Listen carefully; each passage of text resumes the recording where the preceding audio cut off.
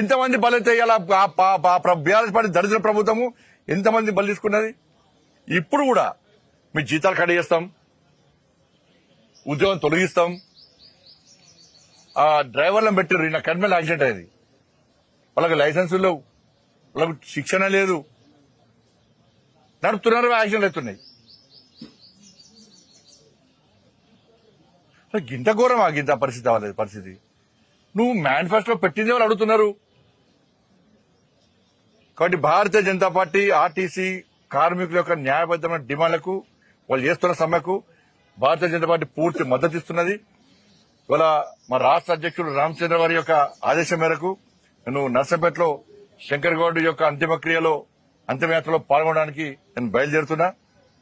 ఎట్టి బస్సులో ఈ ఉద్యమాన్ని ఉధృతం చేస్తాం. ఆర్టీసీ కార్మికులు చేస్తున్న సమ్మెకు భారతీయ జనతా పార్టీ కార్యకర్తలందరూ కూడా మద్దతు తెలపాల్సిన అవసరం ఉంది. అగ్రెసివ్ అవ్వండి. ఈ ప్రభుత్వం మెడలు వంచాల్సిందే, ప్రభుత్వం దిగి రావాల్సిందే. నీ గిమ్టీలు పోయి నువ్వు మనిషి ఎక్కడ పెట్టుకో, కానీ ఎట్టి పరిస్థితుల్లో ఇలా చర్చల పేరుతో కాలేపన చేయొద్దు.